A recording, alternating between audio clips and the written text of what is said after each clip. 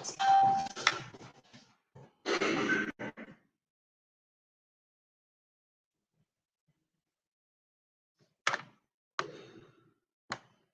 morning and a very warm welcome to our honorable invited guests, distinguished speakers, respected presenters, colleagues, students, ladies and gentlemen.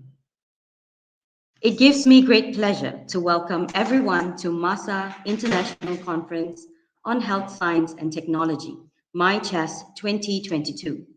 This conference is proudly organized by the Faculty of Health Sciences, MAHSA University. On behalf of the organizing committee, I would like to thank each one of you for participating and to be present in this conference. I am Deborah, a lecturer in the Faculty of Health Sciences, and I will be your Master of Ceremony for today's session. Ladies and gentlemen, MiCHEST 2022 aims to bring researchers, academicians, and industrial professionals from all over the world to share their experiences on technological advancements in the various fields of health sciences, particularly in environmental health, physiotherapy, and medical imaging. It serves as a platform for researchers, educators, and students to present and discuss the most recent developments, innovation, practical challenges, and solutions in health sciences. The theme of the conference is Transformation in Health Sciences Post-COVID Pandemic, Lessons Learned and Challenges Ahead. To begin, we would like to acknowledge our honorary patron for this conference, Professor Tan Sri Dato Dr. Haji Muhammad Hanifah bin Haji Abdullah, Executive Chairman, MAHSA Group, and our Chief Patron, Dato Dr. Sharil bin Professor Tan Sri Dato Dr. Haji Muhammad, Group Managing Director, MAHSA Group. Without whose support, this conference will not be possible.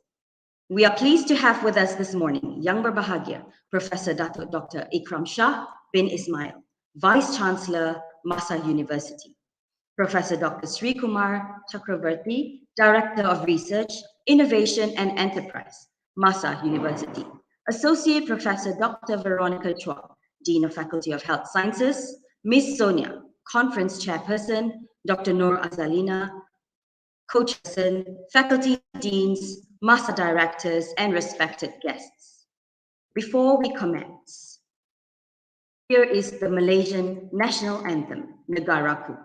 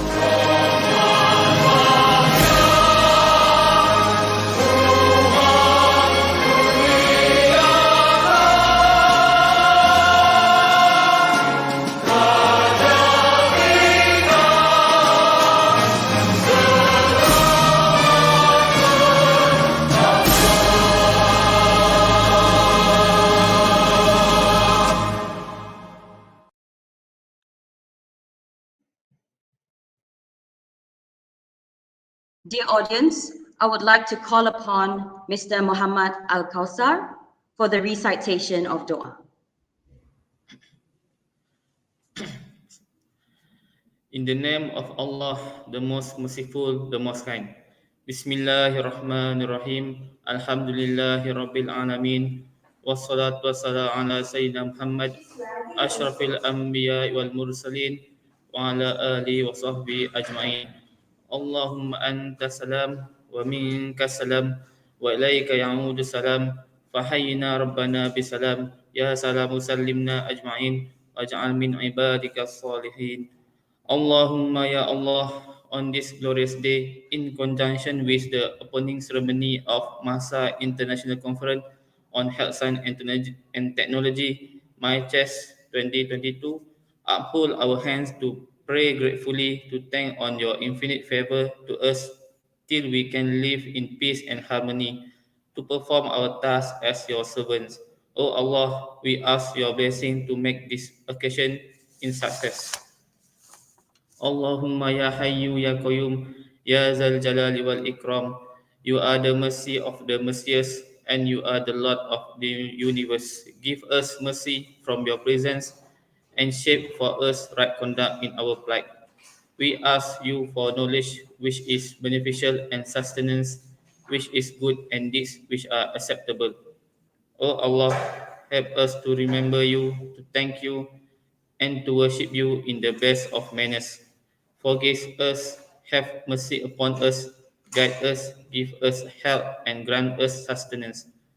O Allah, show us guidance and adjust our paths and ways to achieve happiness and glory. Let us listen to people who like the good things. Let us avoid doing the bad and evil things. O Allah, bless our life in this meeting and gathering and prevent us from harm and unfortunate event. Rabbana atina fid dunya hasanah wa fil akhirati hasanah wa qina azabannar. Wa sallallahu ala sayyidina Muhammad wa ala alihi wa sahbihi wa salam. Walhamdulillahi rabbil alamin. Thank you.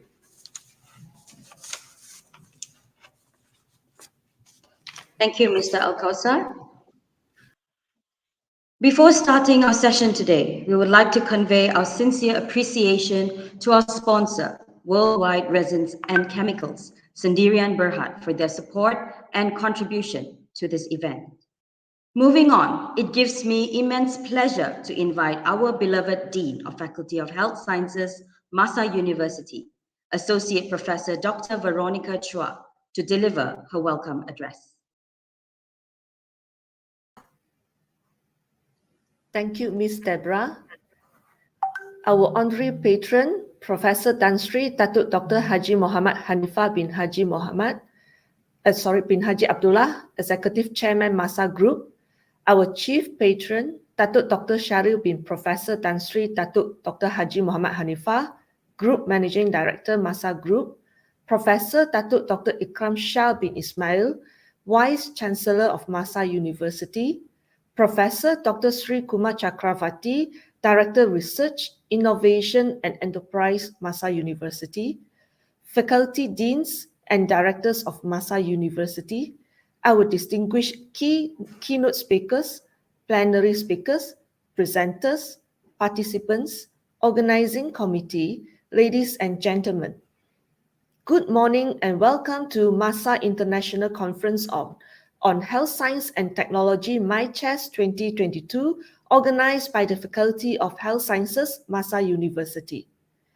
To our speakers and participants who are joining us from different time zones, such as Dr. Roche and Dr. Renuka, our plenary speakers who joins us from Detroit, Michigan, where it is now dinner time, good evening.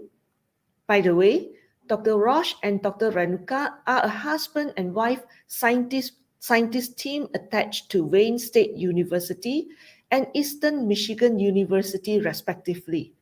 And they have developed a new model of healthcare for a post-COVID world that they will be sharing with us today. This is just one of the many interesting topics in store for all of you. The theme of this conference is Transformation in Health Sciences Post-COVID-19 Pandemic, Lessons Learned and Challenges Ahead. After more than 2 years of being in the thick of the COVID pandemic, we are now finally coming out the other side. Things are returning to normal, with international travel being reopened and other local restrictions being eased. In Malaysia, we are currently in the transition into endemic phase. This is now the best time to take stock of what has happened and what we have done during this period, and identify what we did right and what we got wrong. so that we are able to face a similar health challenge in future with better results. In doing so, we are also able to identify the challenges ahead and areas of improvement to face a similar threat in future. This, in a nutshell, is what today's conference aims to achieve. The scientific community widely agreed that despite the wide vaccination and booster campaigns, COVID-19 virus will not be eradicated anytime soon. They expect the virus to continue to evolve and stay with us, that is, become endemic. Therefore, we need to learn to live with the virus. While it is generally thought that the virus will become less dangerous with time, we learned the hard way that mutations to virus can cause all sorts of unforeseen problems. This is what we must be prepared for.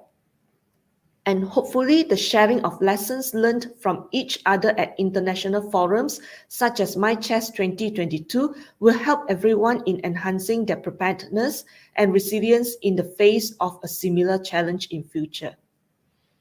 MAHSA University is proud to host MiCHEST 2022 as a platform for researchers, academicians, practitioners, and students from various fields of health sciences and related technologies to come together and share knowledge mainly through research presentations. I trust this conference will also enable the students of MAHSA University to obtain valuable insights into the latest advancement and challenges in health science and its related technologies, as well as gain a better understanding of health science research.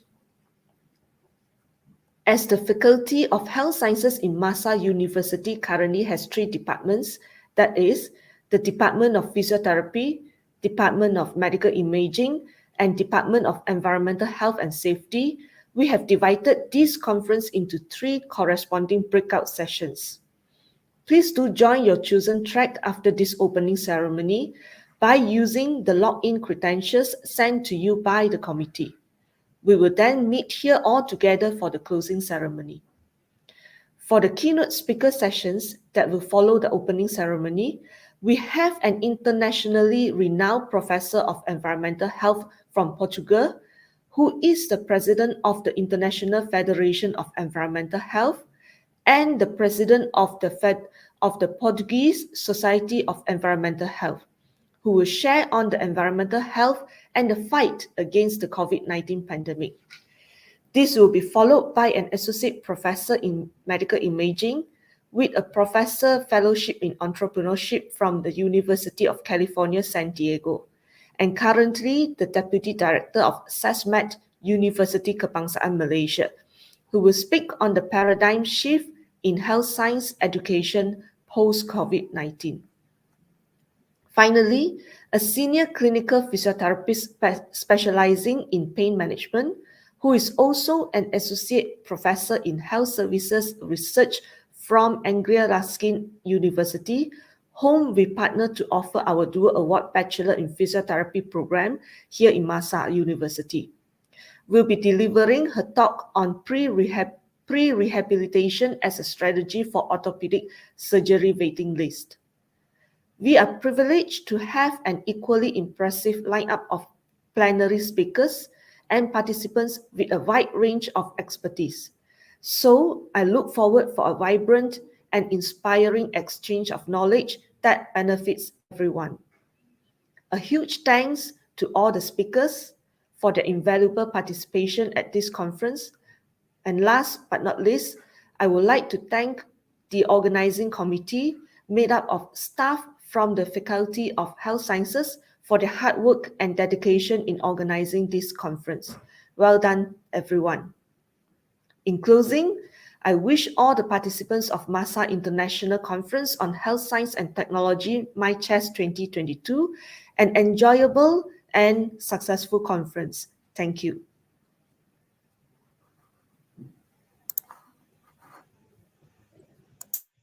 Thank you, Professor Dr. Veronica. I would now like to invite Professor Dr. Sri Kumar Chakravarti, Director of Research, Innovation and Enterprise, MAHSA University, to deliver his opening speech.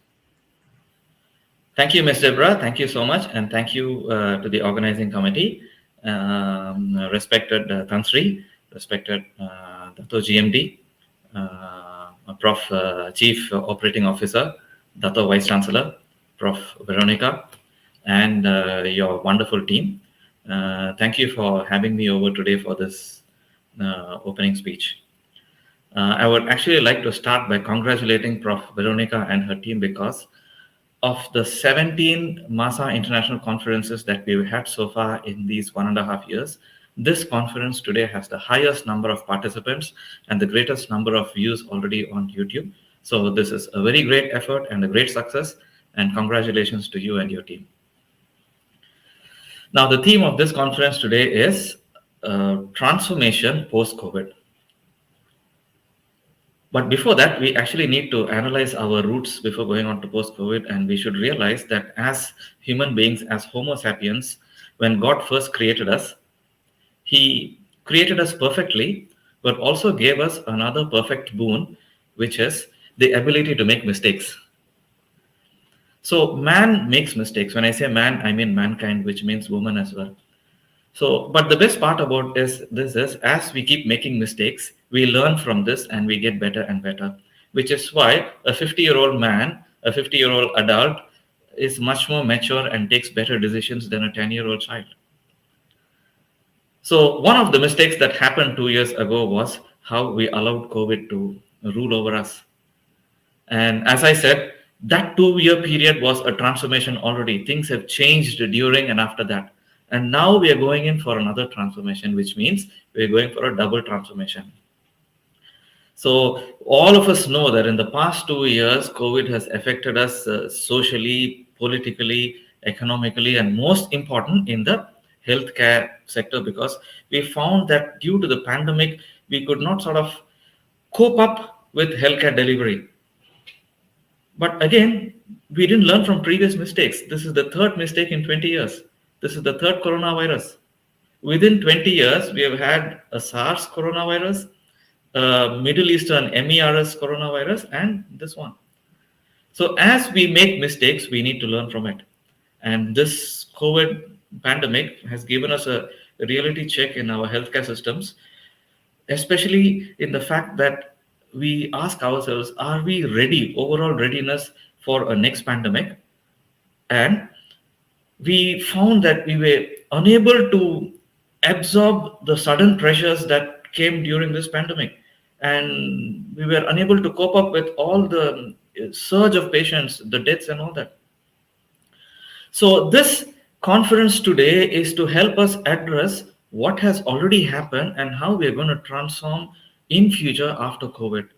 And very aptly, the Faculty of Health Sciences has chosen speakers in each separate area, and we've got wonderful speakers who are going to talk about environmental health post-COVID, shift in education post-COVID, and that will be related to medical imaging and also rehab and after orthopedic surgeries, physiotherapy. So it is across a spectrum from health sciences, medical imaging, environmental health, and also in terms of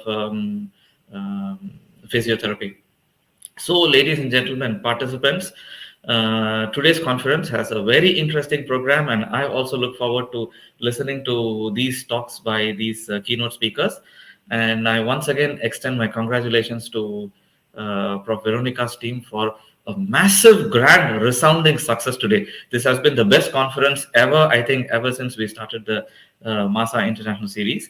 And lastly, I would like to welcome all the participants and thank you for coming today for our both local, international participants, and hope you all have a good day. Thank you very much. Thank you, Professor Dr. Sri Kumar.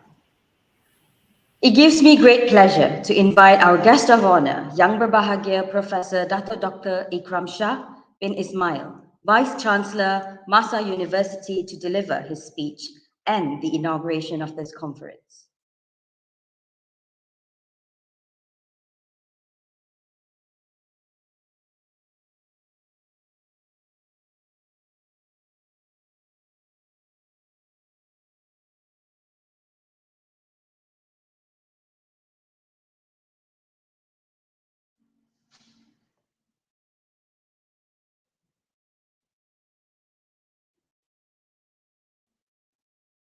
Prof, may I ask you to unmute your mic, please?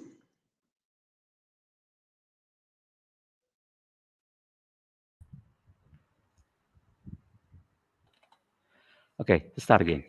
Assalamualaikum and a very good morning to the advisor of the organizing committee and Dean of Faculty of Health Sciences, Associate Professor Dr. Veronica Chua, Chair of the organizing committee, Madam Sonia, General Chair, Professor Dr. Sri Kumar, distinguished keynote speakers, invited plenary speaker, deans and directors, participants, ladies and gentlemen.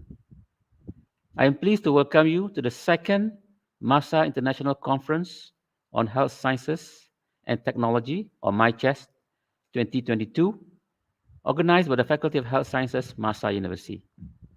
As Professor mentioned just now, the theme of the conference is Transformation in Health Sciences Post-COVID-19 Pandemic, Lessons Learned and Challenges Ahead. It has been over 2 years since the declaration of public health emergency of international concern over the spread of COVID-19. The World Health Organization reports that as of this week, there have been 522 million confirmed cases of COVID-19, including 6.2 million deaths. Malaysia was significantly affected as well, with 4.49 million cases, placing it 24th on the list of countries with the most COVID-19 cases in the world.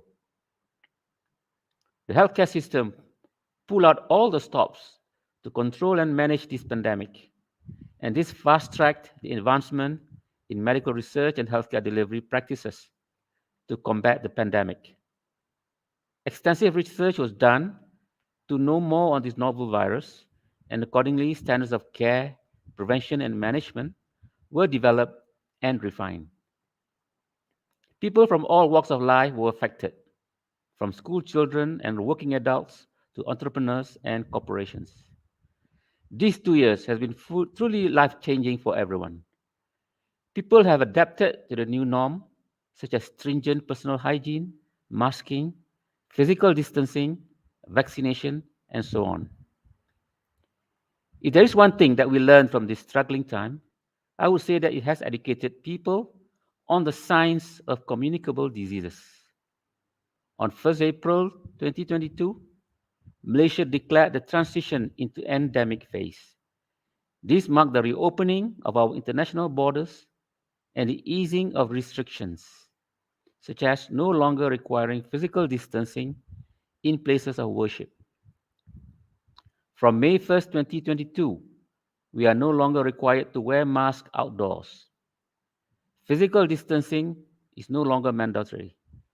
Fully vaccinated travelers to Malaysia no longer require pre-departure and on-arrival COVID tests. All these signals that the worst is behind us, and it is now it's time for us to learn to live with the COVID-19 virus. The pandemic has left deep impressions, if not scars, on all of us. In the coming months, we as a nation need to focus on restoration, especially economic growth, that has been severely affected. However, we should always keep in mind that viruses are constantly evolving, and there is always the potential of newer, more virulent virus outbreaks in our communities. The lesson we learned from COVID-19 in transforming health sciences and technology will improve our resilience and preparedness for a similar event in the future. Dear speakers and participants, the aim of today's conference is to encourage the research and aggregate innovative developments that have led to the transformation in health sciences post-COVID-19 pandemic. As COVID-19 pandemic has presented different challenges to different fields, this conference seeks to assemble the lessons learned so far for the collective learning of participants in order to better prepare for similar challenges in the future. I am delighted that this multidisciplinary conference has brought together eminent health science practitioners, public health professionals, researchers, clinicians, and health science technology experts from all over the world to discuss COVID-19's lesson learned, the challenges in health sciences, and the innovations and developments made in health science technology. Research will always lead the way to evidence-based advancements in every field, including health sciences. And MAHSA University aims to be a research-focused university that synergizes research with teaching to produce future-ready graduates. It is an honor for MAHSA University to have distinguished keynote and plenary speakers from around the world, as well as presenters, to share findings and knowledge at this international conference. I trust this conference will provide a great opportunity for health science practitioners, educators, and students to expand and update their knowledge in health sciences and its related technology. I hope everyone will take this opportunity to network virtually and create new knowledge centers leading to excellence in education and research in health sciences that ultimately benefits the community at large. With this, I now declare the MAHSA International Conference on Health Science and Technology, or MiCHEST 2022, officially open. I wish all participants a productive and successful conference. Thank you. Thank you very much, Yang Berbahagia Professor Dato Dr. Ikram Shah. Without further ado, we shall move on to the first session with our line of remarkable keynote speakers. Introducing our very first keynote speaker for the day, from the field of environmental health and safety, Professor Susanna Paixão. Professor Susanna holds a PhD in Geography and a Master in Environmental Education from the University of Coimbra. She has been a president of the International Federation for Environmental Health since October 2020. She is a member of the Coordinating Council of the Observatory Academic Network of Health Sciences of Lusophonia. She is also a coordinating professor of the Urban Health Group from the Institute of Applied Research of Polytechnic of Coimbra, and a researcher at the Center of Studies in Geography and Spatial Planning. She has vast experience in national and international contexts, collaborating with several scientific journals and giving lectures on various topics in environmental health worldwide. Please welcome with me, Professor Susanna Paixão.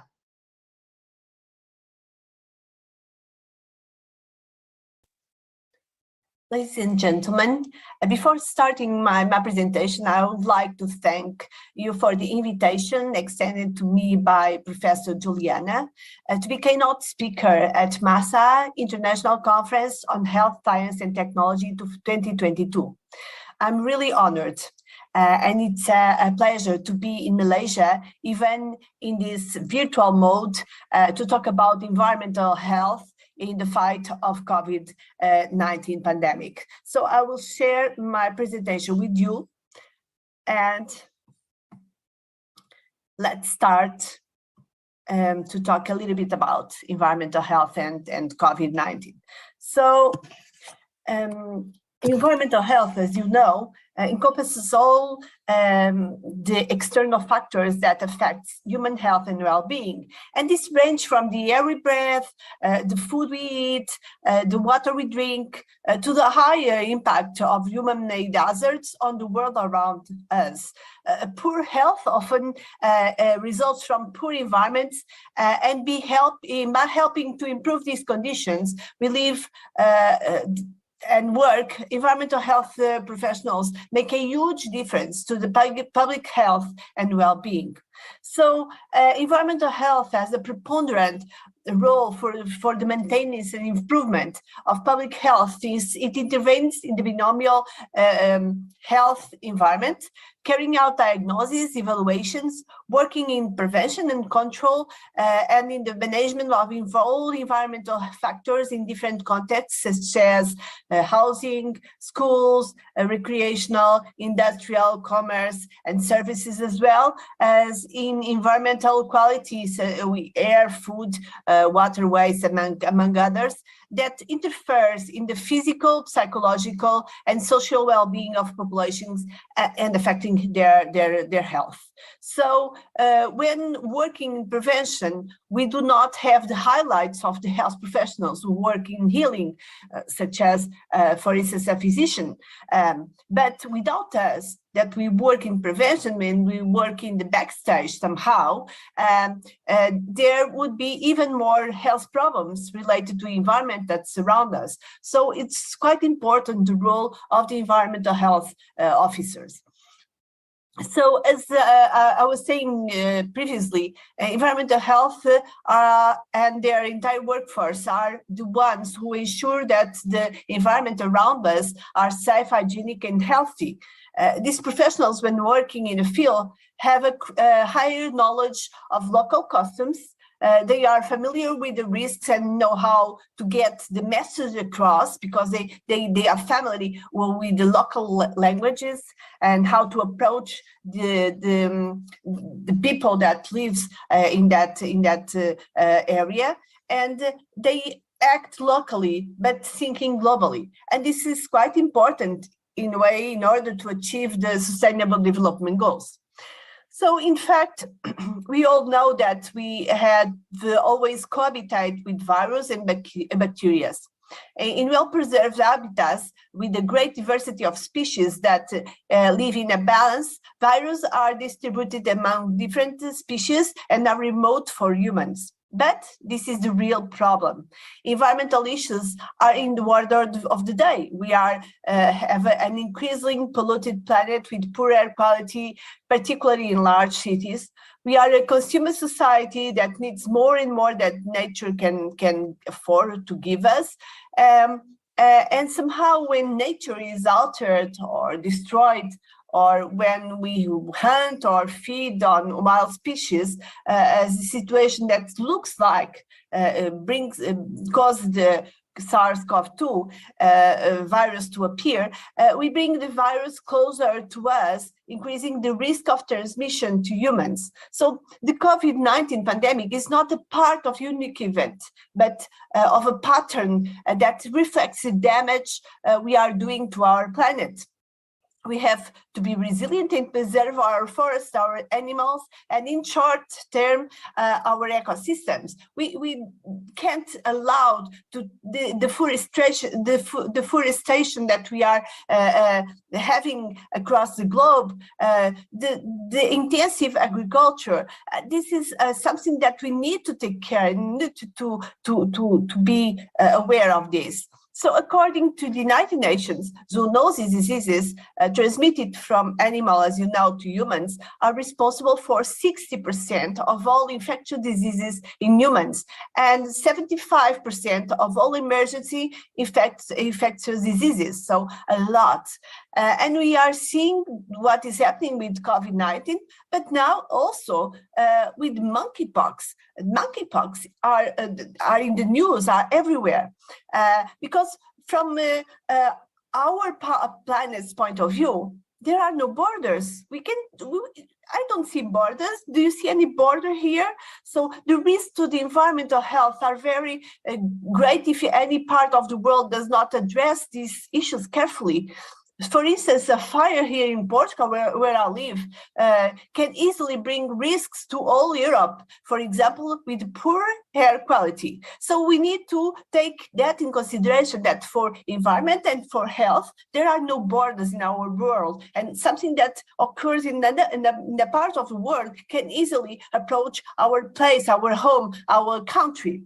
So the spread of COVID-19 is a huge example of there no having borders in our world. So if we want to follow the worldwide numbers, the world panorama of this pandemic more closely, this site from Johns Hopkins University is the best option. And this data is from Malaysia. From the beginning of this week, I took that in the beginning of this week. So environmental health professionals around the world are busy and continue to be busy because the pandemic is not over, unfortunately. In the front line, to struggle and to prevent the spread of SARS-CoV-2. So the role of the environmental health professionals in this fight, they traditional, what they do. They do health surveillance of water systems for human consumption, health surveillance of collection transport systems, and final destinations of waste. And you know, with COVID-19, we have a huge amount of different ways like masks or like COVID tests.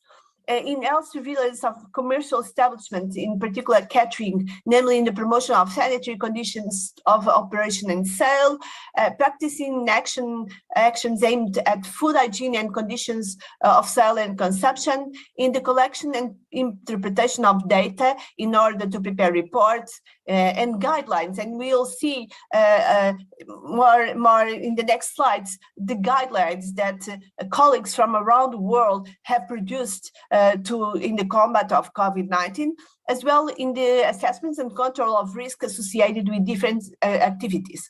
Also in raising awareness and training the population in general, but also the health professionals that are working in the front line, and all the rest of professionals that work in times of pandemic.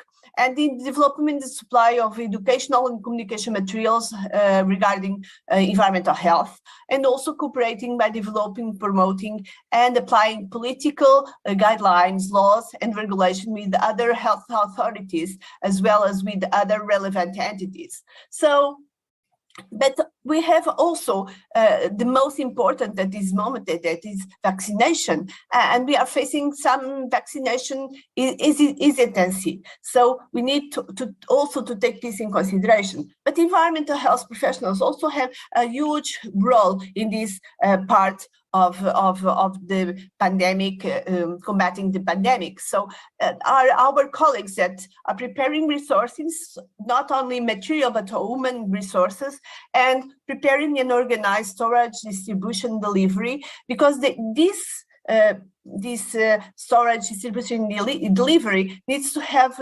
or accomplish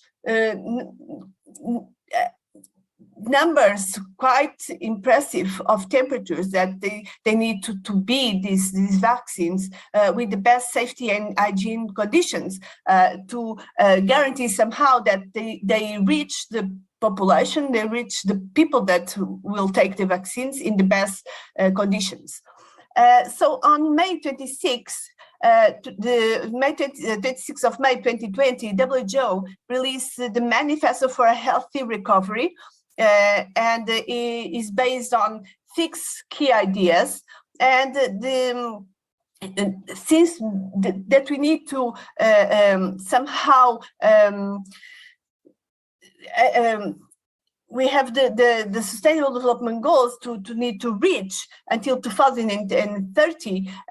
They want to take a look and take in consideration the problems that we face with the pandemic, and try to somehow invest in a more sustainable economy and a more equitable environmental and more sustainable society in a better, healthier and greener world. So we need to invest, we need to take a huge investments to somehow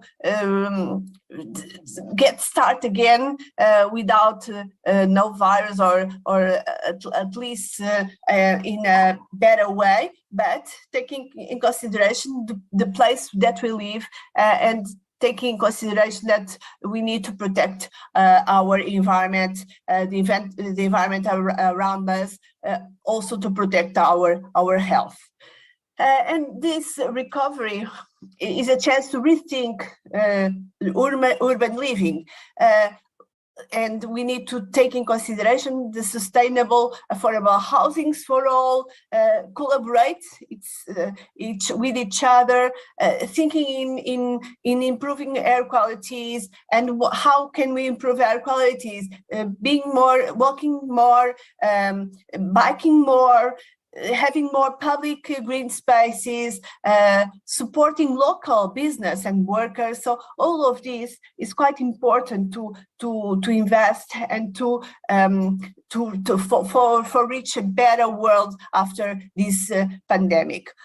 And taking consideration also that we need to forget the linear economy and work for a circular economy. It's quite important, the circular economy, because the circular economy, we recycle, we return, we repair, we reduce, and we are not taking so many raw materials that we need to accomplish, for instance, a linear economy. So a circular economy, it will be a goal to achieve everywhere. One good example is this Paris city. Is a 50-minute city where we can easily go from our house to schools, to shopping, to the doctor, to walk, to breathe green, clean air. So this is also a goal that we want to achieve, and Paris is one of the cities that are trying to do this, that from our house, walking or biking, only from 50 minutes, we have everything at our hand.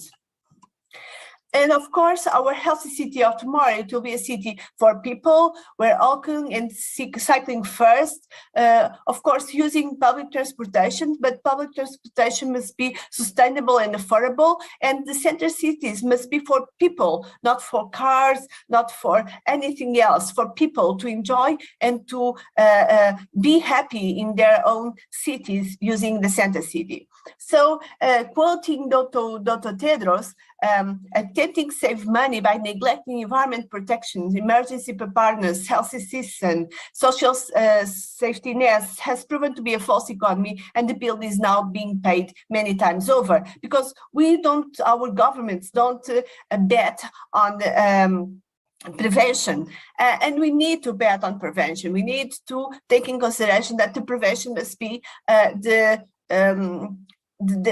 highlight of everything. And this is what we work in. So it's quite important, because we need take care that 23% of global deaths are linked to the environment worldwide. So it's quite important, environmental health professionals that work in this, as I said, this binomial of health and the environment, to take a lead of this process, because otherwise we can't reduce this number of 23%, 12.6 million deaths per year. And we are facing now climate change. It's already a major impact on people's life and health, and threaten the basis of good health, such as clean air, clean water, and nutritious foods, among others. So we need to take care about the problems that we are starting to face with the climate change, because climate change is here, it's our door, and is everywhere, in the biggest city or in the small city. So we need to think about that. So our environmental health professionals can be informed can walk, can work in order to promote access to clean water for all, access to good air quality, to food safety, to monitoring and surveillance of infectious diseases. And this is some things that we can do to achieve a better environmental for everyone. Because we have also the Sustainable Development Goals. The Sustainable Development Goals, as you know, must be achieved until 2030. And I like particularly this image. This image is from WHO and has the health in the center of all the other Sustainable Development Goals. So all the other, they are 70, so health is in the middle. And if we have health for all, we more easily achieve the other goals. And as we know, I'm from the International Federation of Environmental Health. The International Federation of Environmental Health was founded in 1986. We have more than 40 national member organizations and almost 30 academic associated members organizations from all around the world. And we have a motto, caring for the environment in the interest of world health.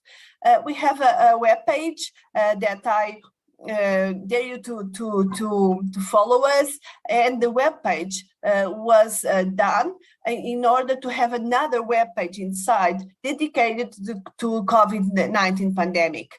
And we have, of course, not only information about COVID-19 pandemic, but information about our associated members that are also doing a lot of materials regarding the pandemic. So I have here a few examples. This one is from Charter Institute of Environmental Health in London, UK. And they have also provided a web page specifically for the COVID-19. They have done a lot of guidelines for food delivery and takeaway guidance. The mental health and well-being is a public health issue that we need also to take in consideration. Of course, National Environmental Health Association from United States of America also have done a web page. They have done also guidelines, and this one is, for instance, for clean surfaces.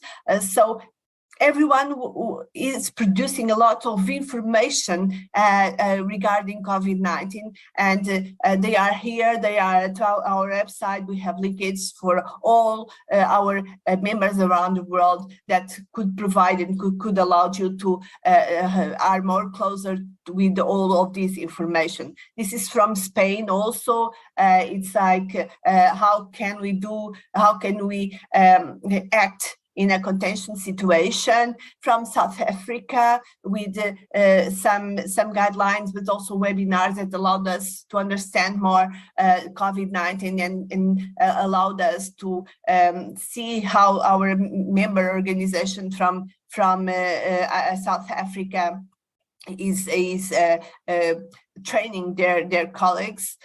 This is from Malaysia, and our Malaysia Association of Environmental Health are working quite well in everything, so they are amazing. They have also Facebook page guidelines.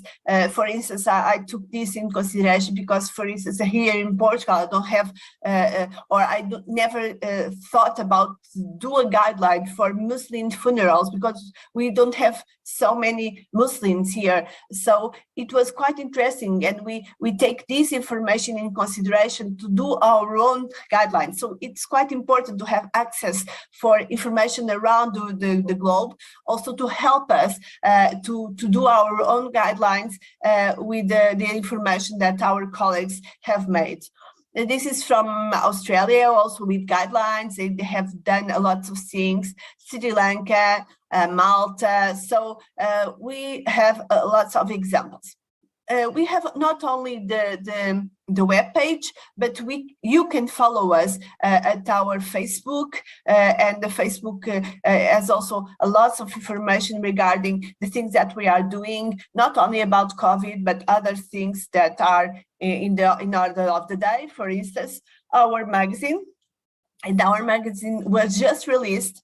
Our magazine is Environment and Health International, and you can go to our webpage or to our Facebook and have access to this magazine, where you can also send, or for where you can also send information, can send an abstract, you can send a critic, you can send whatever you think it could be helpful for our colleagues around the world. So if you have anything that you want to share with us, more scientific or more from the field, you can share with us, and we'll have the pleasure to put that information at our magazine.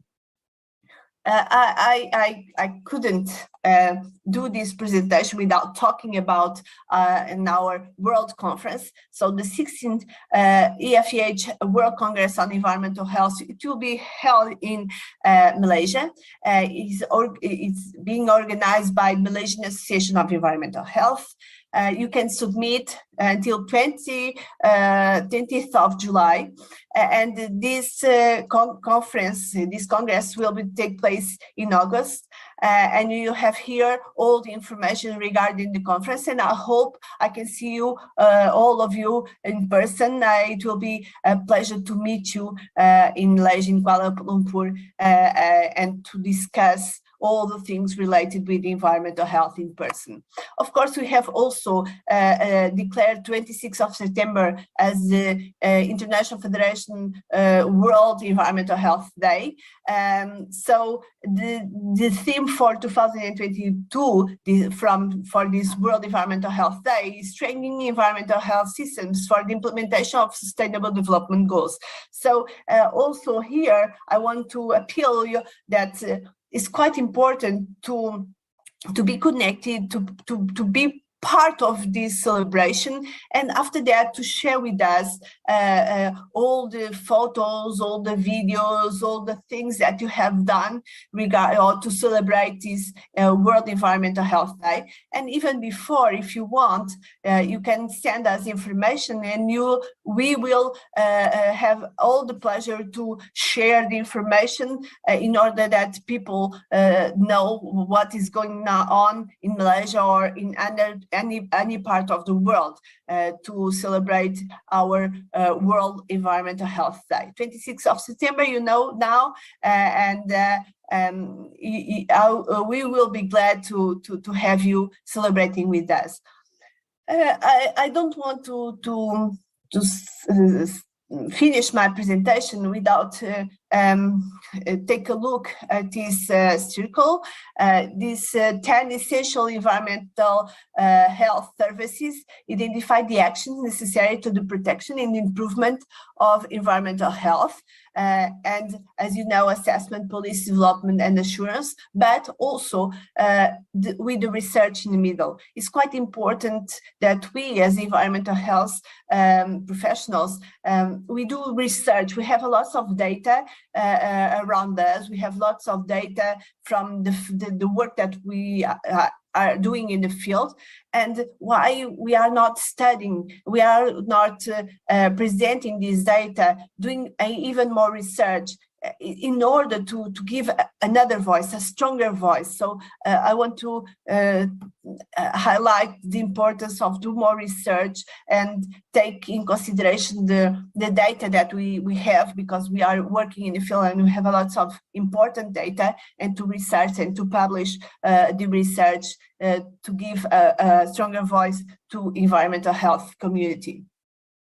Also, I want to highlight this book. This book recognizes the significant contributions that environmental health professionals have made to protect lives and livelihoods since the beginning of COVID-19. It also identifies shortcomings in the response and the development of personnel, and makes a series of recommendations to inform future practices. So it's quite important to take a look in this book, because you have a lot of experience, lots of information, lots of tips that you could take in consideration for the future. So it's a quite nice book that I recommend to you. And to end my presentation, I hope not to be too extensive. I want to talk about about the World Health Day 2020.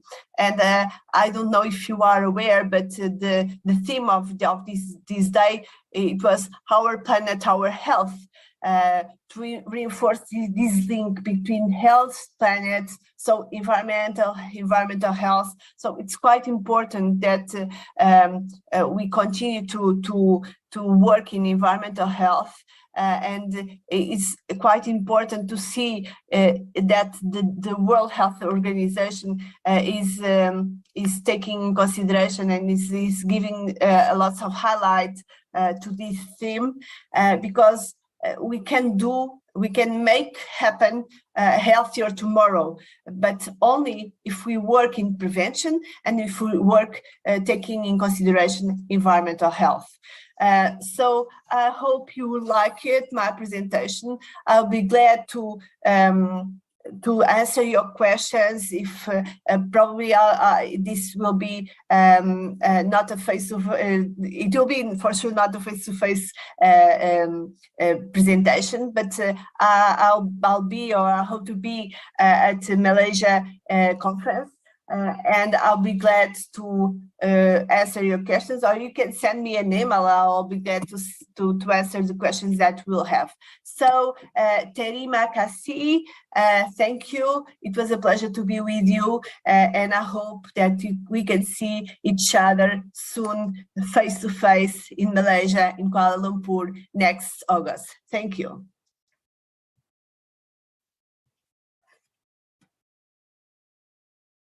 Paisha.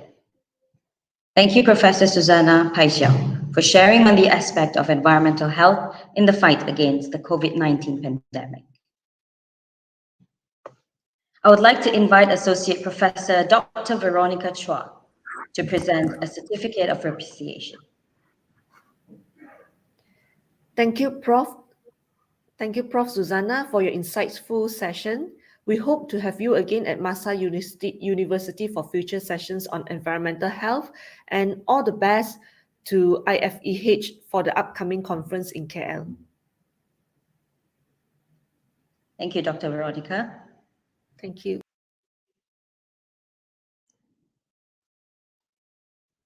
Next, from the field of medical imaging, we have here with us Associate Professor Dr. Akmal Sabarudin to deliver his keynote speech. He's an experienced medical imaging and entrepreneurship lecturer with a demonstrated history of working in the higher education industry. Skilled in diagnostic imaging research, especially in computer tomography, cardiac imaging, and radiation dose optimization and image quality. He's a strong healthcare service professional with a Doctor of Philosophy focused in medical imaging from Curtin University, Australia. Experienced in entrepreneurship, education, innovation, and commercialization with vast experience in professional fellowship in economic empowerment and entrepreneurship in University of California, San Diego. Please join me in welcoming Associate Professor Dr. Akmal Sabarudin. Okay, thank you very much, Ms. Deborah, and all organizing committee. And I'm so happy to be here in the MAHSA International Conference on Health Sciences and Technology, or in short, we call it MiCHEST, with a theme, Transformation in Health Sciences, Post-COVID-19 Pandemic, Lesson Learned and Challenges Ahead. So therefore, my presentation today entitled Paradigm Shift in Education for Health Sciences Students Post-COVID-19 Pandemic. So let me begin my presentation.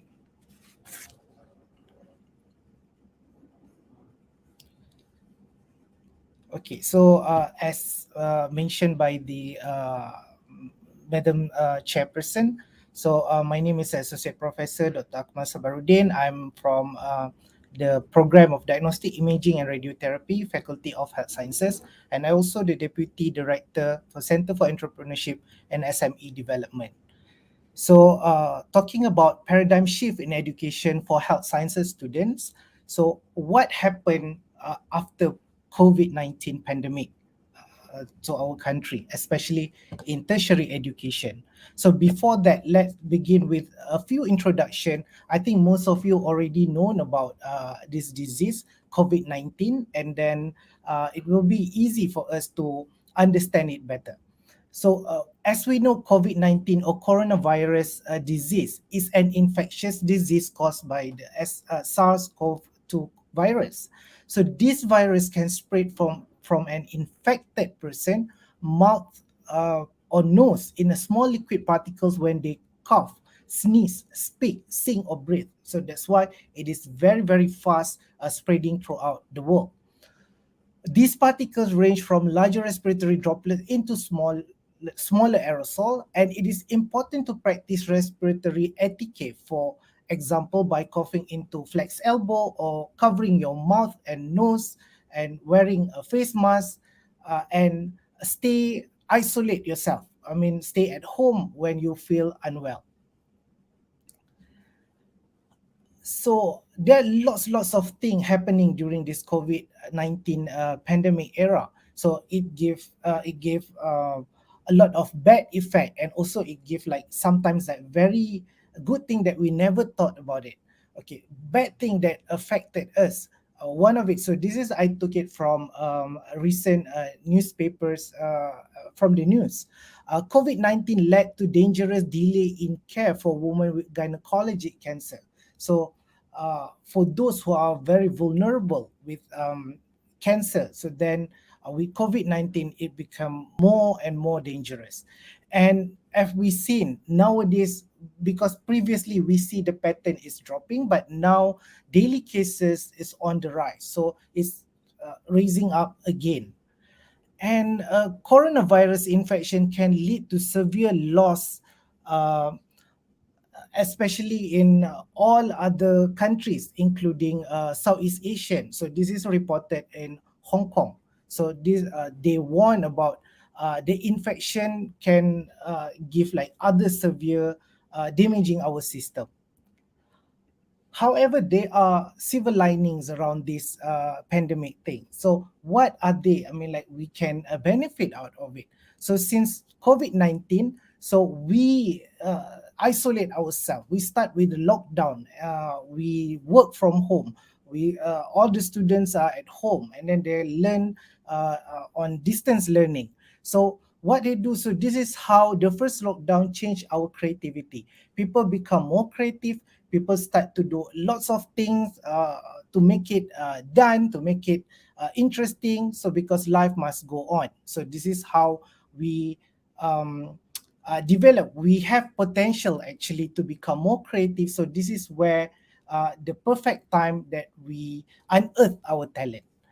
And then other thing is what to eat when you have COVID-19 to soothe symptoms. So this is the news, is very interesting. So all these things is just come up because people become more creative, because we don't really rely, some people, they don't really rely on medication. So they start to use other thing that maybe food or nutrition can help them to soothe the symptom if they start, they got infected by COVID-19. So they start to invent a few remedies, or maybe from traditional herbs, medicine, or maybe from our kitchen. So they just prepare like drinks, something like very sour and so on. So you see people get more creative, and then because life must go on, so then they have to be more creative to invent something. So therefore they can carry on with their life and activities. And then another thing, and then nowadays when we heard about the cases is decreasing, even though some of the countries, they're still on the rise, but then lots of more countries, they start to lift up their restriction, especially because they want to increase back their economy. The economy need to grow exponentially. So most all this travel restriction has been lifted. So that's like kind of a good relief to us. Okay, so then as mentioned by keynote speaker previously, so we have like lots of guidelines been set up by WHO, and in fact our Malaysian government, so to encounter all this problem. So but for those who already have been infected by this disease, so there are like few common symptoms like shortness of breath, cognitive dysfunction, so where people call it as brain fog, or maybe they get like easy to get fatigue, and then there are thousands of other symptoms as well. Okay, so this has been published by WHO, and then it is accessible by all. And as I mentioned just now, since we have our own guideline how to prevent, or preventive measures has been introduced by our Ministry of Health. So on to prevent this disease from spreading out throughout the nation. So as we already understand about physical or social distancing, that we need to embrace, or we need to practice it, and then quarantine if you have COVID or if you feel unwell. And then of course if we sit inside the room, we have to ensure that they have like a very good ventilation, or we are encouraged to go out and to get like fresh air. And then even though they have been a new mandate about wearing a face mask, means like face mask is not really you don't need to wear face mask when you are outside, but then it is encouraged to keep on wearing face mask for your own protection. And then of course covering cough and when you coughing and sneezing, and then hand washing. This is a very important aspect that you need to practice. A proper hand washing. It's not just like a simple hand wash. Okay, and then wear face mask covering to minimize the risk of transmission. So this is all about the introduction on COVID-19, and then the preventive measure that has been introduced to us, and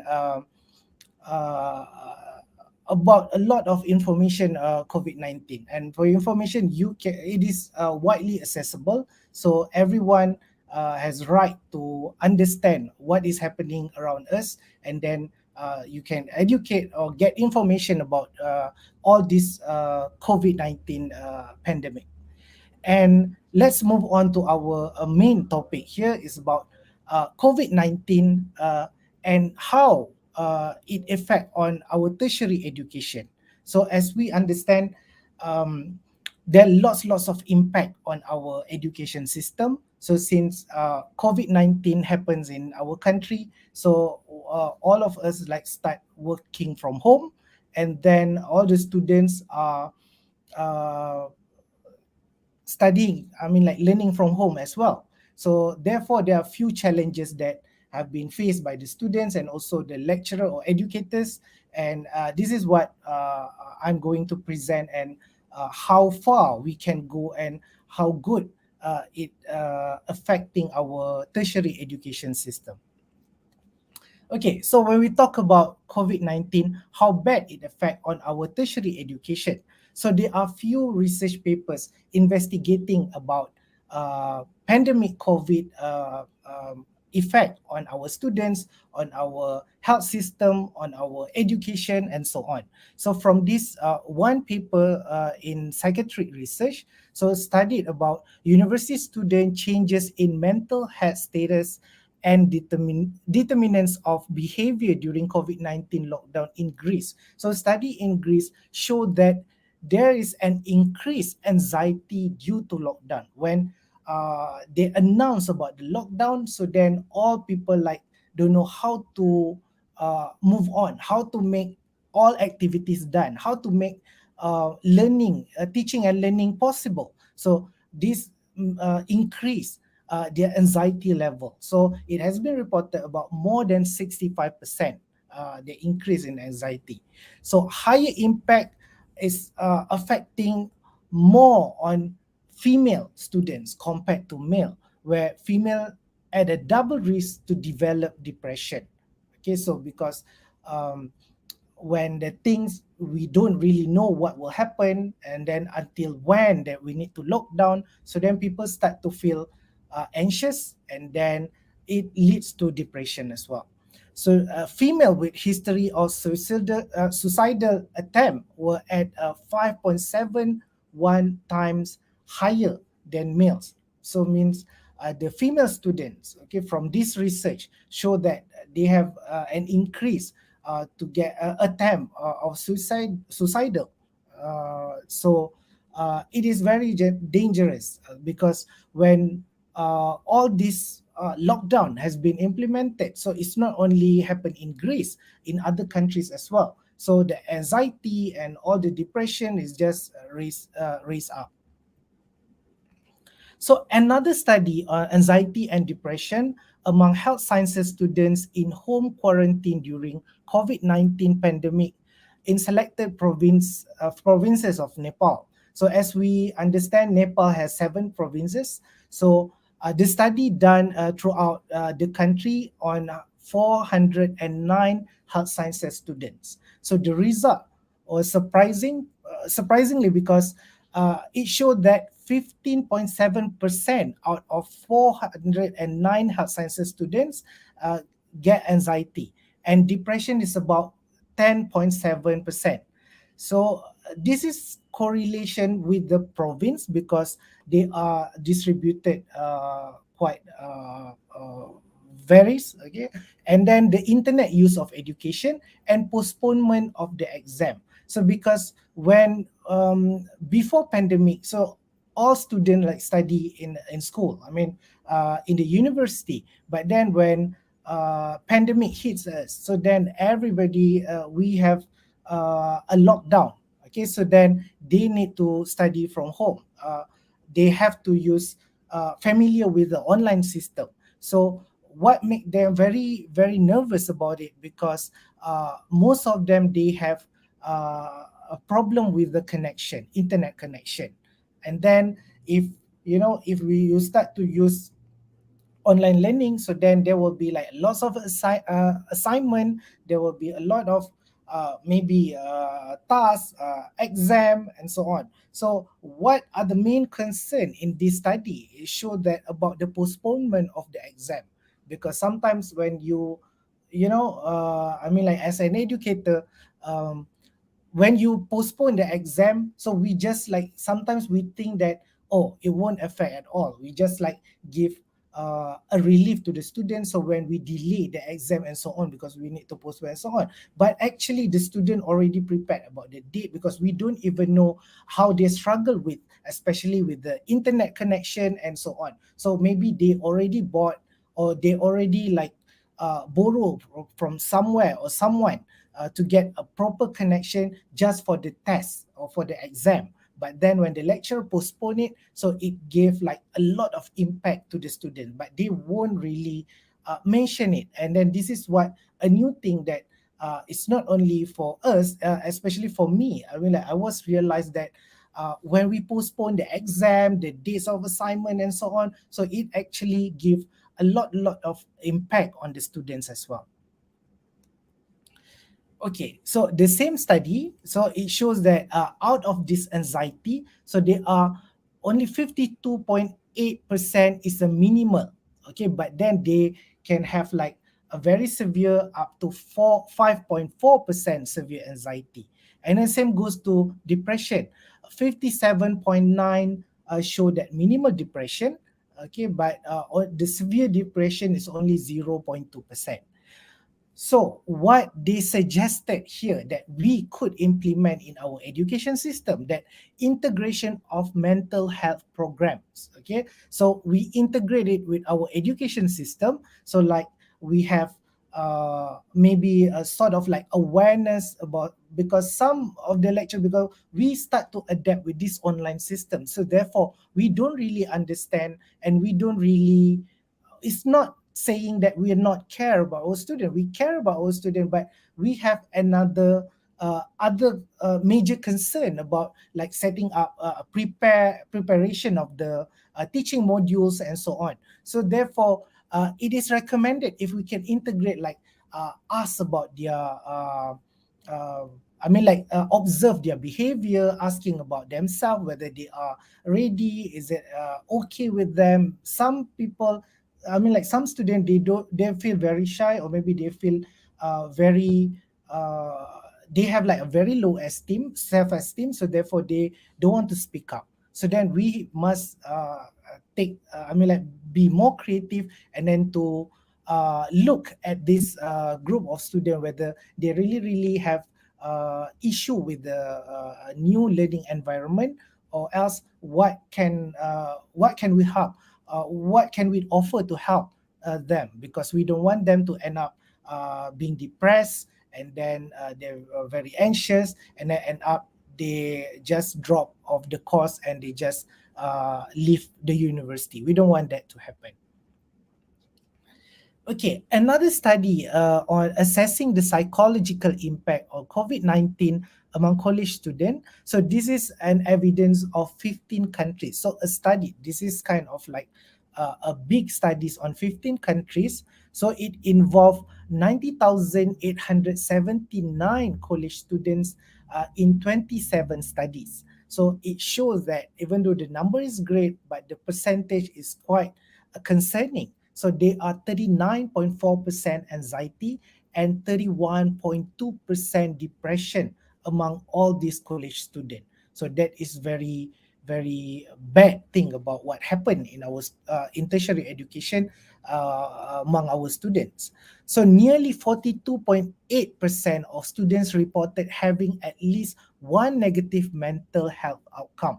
Okay, only 12.4 sought assistance from healthcare professionals. So look, the number is very, very big, but those who are really seek assistance, seek help, is only small number. So what happened to those not reporting it, not seek for advice? So they just like take their own way on settling it. So that's why most of them, not most of them, some of them, they attempt suicide, because they think of, they are very vulnerable, they cannot cope with the education system, maybe they have like internet problem, connection, and they cannot afford to buy a new Wi-Fi and so on, or maybe their parent also struggling with the job, because there are lots of people like losing their job during pandemic. So then even their family has a problem, struggling to put food on the table. So how we want the students to do this and that and so on. So they think that they cannot cope with the system, and then they feel left behind. They are and then they start to isolate themselves. They don't want to seek help. Maybe they feel like no one will help them. Okay, so this is what happened. So then that's why the increasing numbers of students committing suicide, and we know that it happened here in Malaysia. There are few universities, a student, they committed suicide, and it's very sad to hear that. So anxiety and depression reported out of Asian countries were lower compared to other countries. Even though we said we have a big number, but then outside there, they are like more. This is based on this report. Okay, so why this thing happened? Why in Asian countries has like lower number being reported? So because this is what they found out, that especially in China and India, they have traditional medicine with products and services widely available that are acceptable, affordable, and culturally appropriate. So means like it has been adopted in healthcare system. You can get it like in many stores. So they sell it like legally about the remedies, how to like this tea, coffee, because our culture is like we have like tea drinking culture, coffee drinking culture, and then they have like all these remedies to reduce stress, depression, and then people believe in it, and then people sell it, and then it is not banned and it is not illegal. So that's why this is like one thing. I mean, like among the students and so on, they don't seek medical, they don't get medical attention, but then they just try to get, from somewhere they heard about, oh, you eat this, you drink that, you can lower your anxiety, and then you feel more calm, and then do yoga, have all these there are lots of remedies that is happening around us. Okay. and then another study about analysis of fear post COVID-19 in first year students after the incorporation of the classroom. So this is a study done because in Spain. So there are lots of Spanish universities participating in this project. So they want to see when after the lockdown, and then they start to do face-to-face teaching and learning system. So they want to see how they feel. So surprisingly from the report, so it stated that the university population does not report fear of the virus, but when they think about infection with coronavirus, means like they fear about when they start to come back and see their friends, and then what they're worried is they might get like transmission of the disease by mingle with their friends. So it's not about the virus. So it's about when they get the transmission of the virus and then spreading to their family members. So they are the main concerning factor among them. Okay, so it shows that various psychosomatic characteristics such as increased pulse rate and heart palpitation, and some of them got insomnia as well. So it showed that 83.2% affecting female students compared to male students. So this is about, they are very concerned when they open up the university. So same goes to us. So maybe some of the university in Malaysia already started their face-to-face interaction, and some are still doing online learning, but then sooner or later, so they will start to have this. So if we could try to see and investigate how the students feel, most of them, they feel very great to see their friend, because they think that some of them, they miss their friend too long, and then they think like speaking to the screen is not really effective enough. So therefore, by meeting up them again, so that it can give like a new a beginning of their learning environment. But then again, some of them, they might as well have a fear in this. Okay, so we heard about there are lots of things happening. I mean, like how COVID-19 badly affected our tertiary education. So therefore, what are the alternatives during this pandemic COVID-19? So we as an educator, what do we do to prepare our students and prepare our teaching modules to deliver to the student up to the high quality standards? So what are the alternatives that we can share? So of course, a lot of things changed back then. So especially the teaching pedagogies, assessment methods, supervision, and student engagement. So all this has been happening, and then we take a few steps, and then we become more creative how to solve this. So we did online lectures during COVID-19. We did synchronized teaching. We did asynchronized through universities' learning management system, and also when we do synchronized teaching through online platform like Zoom, WebEx, Google Classroom, Google Meet, Microsoft Teams, and so on. And we also introduce interactive discussion tools like Jamboard, Miro, concept board, mural. There, you just name it, they have it. I mean, like maybe most of you has already have experience with this. So because we want to get engagement, because one of the main concern in doing online learning is about participation from the student. Even though we as an educator, we encourage students to open up their camera and so on, but not all students can afford to do that, because it is taking so much their internet bandwidth. Maybe some of them, they don't really have a stabilized internet connection, so they wouldn't be able to do that. If they open up their video, maybe they have lagging, and because the most important thing is we want them to get what we want to deliver. It's not like really seeing their face, but it is good if they can see the student's face, and then we can communicate. Means like it can you can really feel satisfied about who in front of you. You are not talking alone. Okay, so then therefore there are lots of alternative, there are lots of tools that we can use during this online learning. Same goes to clinical placement. So there are a few alternative like physical posting. Sometimes is very because most of the hospitals start not accepting our students because of this pandemic COVID, because this is like the main place where easily to get infected COVID-19 because the hospital. Okay, so then nowadays they are I mean like lots of restriction has been lifted out. It's a little bit relief for us, but previously, so then they have like, if they allow to our student to come and do practical training, but they have to follow strict SOP, like have to do the test before coming to the practical session and so on.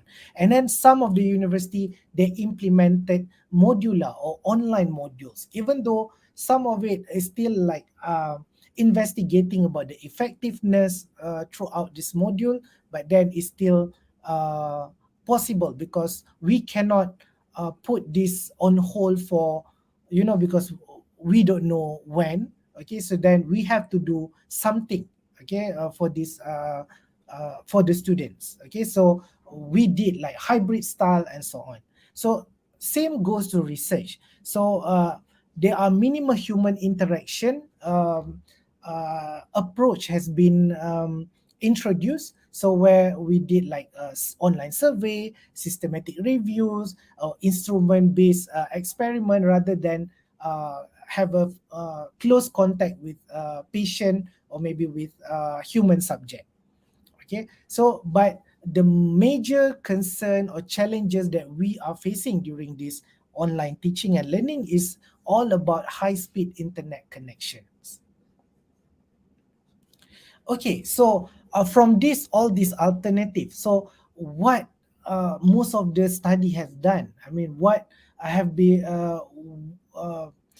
what research that can come out from this alternative. Okay, so one of the study is about competency-based medical education. So considering it past, present, and a post-COVID-19 era. So it's about the medical education. So they know about during this pandemic COVID, so the program is dying, okay, for the first 6 months because they always use face-to-face teaching. So then how to do, because some of them, I think most of us not really ready to transform our education system from physical to online basis. So then therefore they have they need time to transform, but then you cannot wait for that. Okay, so then we have to do it. So that's why it's improving from starting from the first 3 months to another 3 months. So they are good progressing. So what has been highlighted in this teaching assessment and so on is about the assessment and how you can carry on, or the sustainability of the method that you are using for the students. Okay, so the learning shift from faculty-centered model to a learner-centered concept. So this is what most of us has been experiencing. So we are more into student-centered. Okay, so then we can use like lots of theory, like cognitive load theory. So we need to prepare them, trigger the students with the question, and then we expect answers from the students. So we want them to actively participate in our learning environment.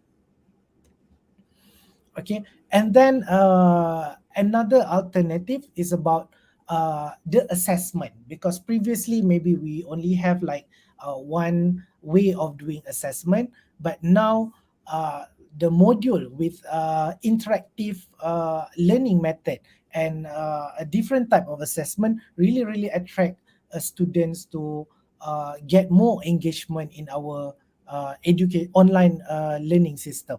Okay, and then what happened next? Okay, so with this, what we from this study, so we can see there are improvement on student readiness and preparation for online education, because most students are well prepared because you already give in advance the topic and so on. So then and then it's easy to access, like next to it, let's say they open up a window, a Google Meet or Google Classroom. So when the lecturer asking questions, so they can browse all the answer, they can get all the reference. So next to it means like it is easy for the student compared to face. So when you ask questions, so the student is like in front of you, puzzle, don't know the answer, and then need to go and search, and it takes time. Okay, so this is one of the good things about when we move into online. So other than that, what we can do is we offer like certificates or maybe micro credential, because this is really a good opportunity during this online education during this pandemic era. So there are lots of, not only students, like lots of people looking for what kind of certificate that I can get, what kind of courses that I can join. So you see, this education method or learning environment has changed 360, we can say. So all this being designed, people take this advantage to learn more, to get certificate, because this is all online. So even though people from foreign country, like from South Africa, can come and join our teaching to get certificate and so on. So you see, this is one of the thing that spark interest to others, because of we already transformed from face-to-face learning into online learning.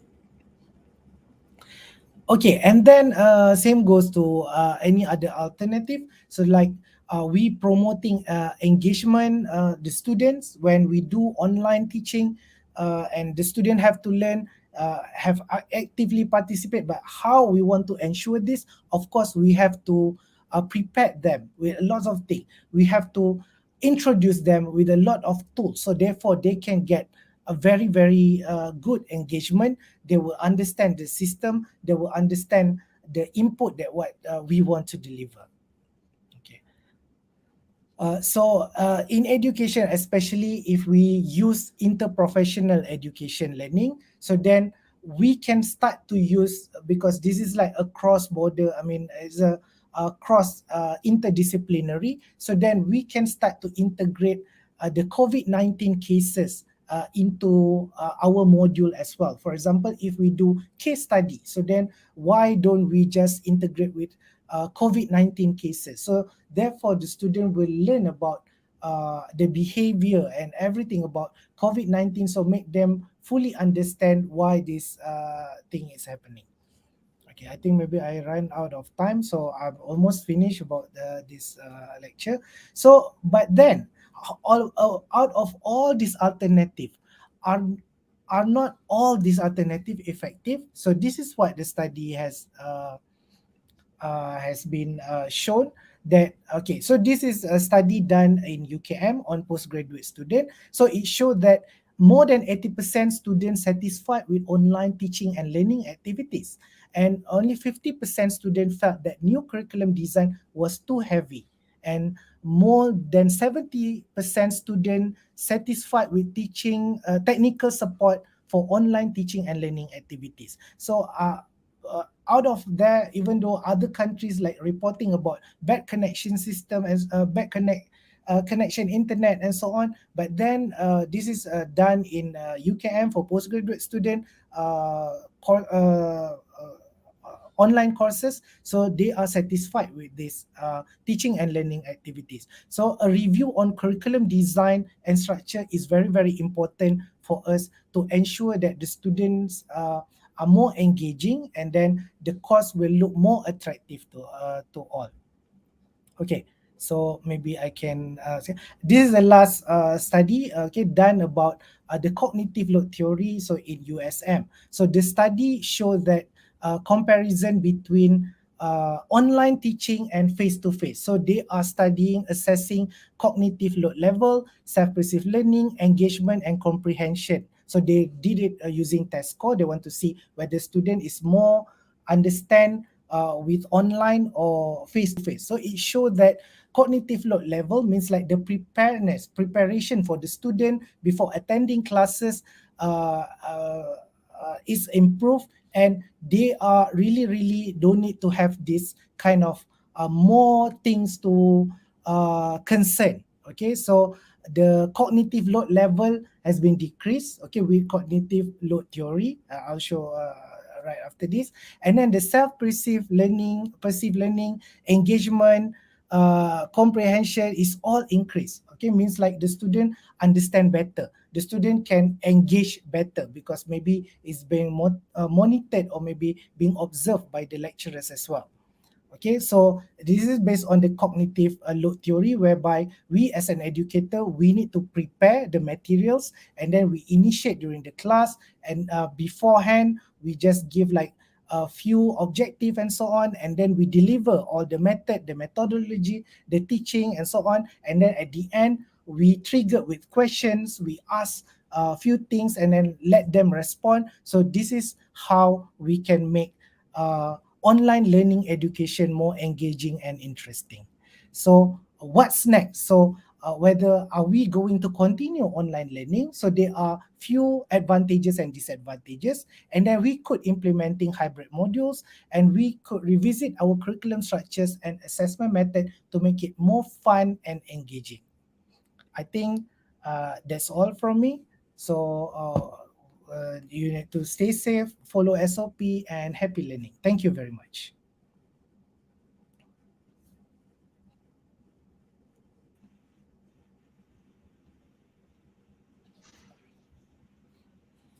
Thank you, Professor Dr. Akmal Sabarudin, for sharing on the paradigm shift in education for health sciences students post-COVID-19. May I invite Associate Professor Dr. Veronica Chua to present a certificate of appreciation. Thank you, Dr. Akmal, for taking the time to share with us the very important topic of changes to health science education brought about by COVID pandemic. It is very insightful, and please accept this e-certificate as token of appreciation from the organizing committee of MiCHEST 2022 MAHSA University. Thank you, Prof. Thank you very much.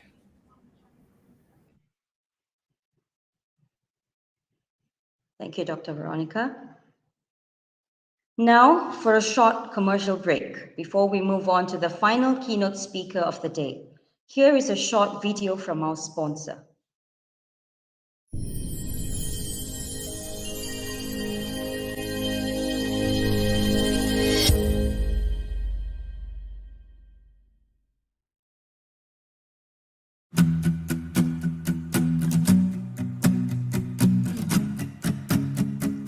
WWRC Group is a leading chemical solutions provider in Asia.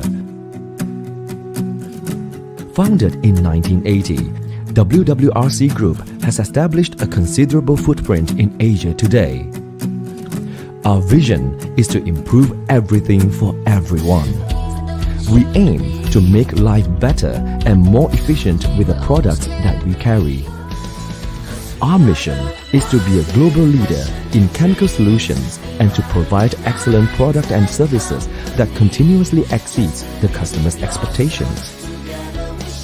We are determined to develop a committed and competent workforce through human capital development and career growth. WWRC Group started out in the paints and coatings industry, but today the group has expanded into various industries such as ink, adhesive, construction, plastic, rubber, oil and gas, food, personal care, pharmaceutical, and electronics. Reaching out to the community has always been an important aspect of WWRC Group. The group is committed to giving back to local communities and has done so through various means such as charity golf tournament and old folks home visits during festive periods. The commitment to local communities continues to play a central role in our group. With the drive of our people, support of our principals, and the participation of our communities, we are committed to bringing in new ideas and innovations to ensure the success of our customers, principals, business partners, and stakeholders, and as a result, improve the quality of human lives. WWRC, we simply improve everything.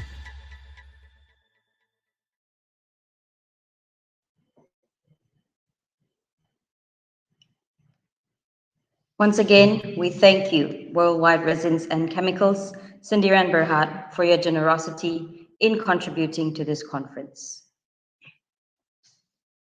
Last but not the least, we shall proceed with our last keynote speaker from the field of physiotherapy.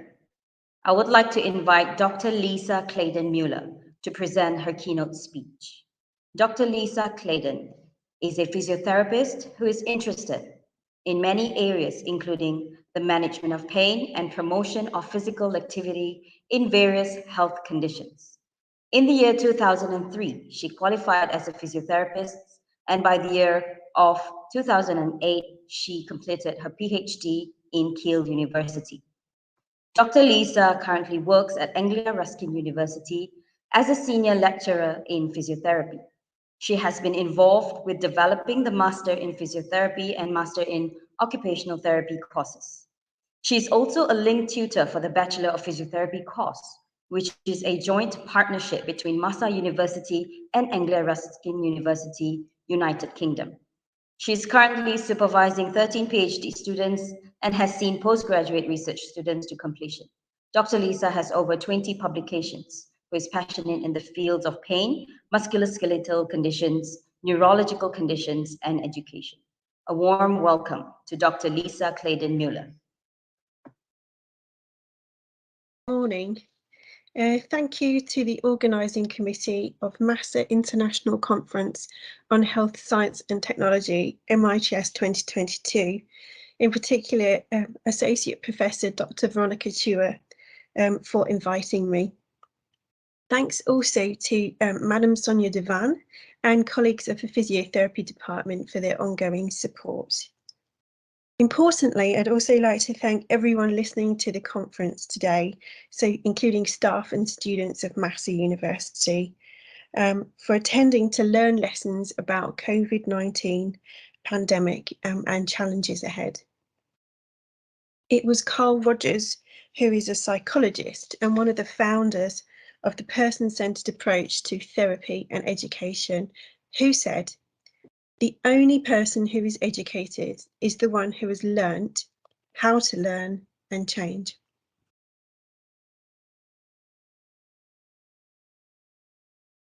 So I am here to share how we are learning about prehabilitation for orthopaedic surgeries and how we can change the way that we deliver physiotherapy for people who are waiting for orthopaedic surgery.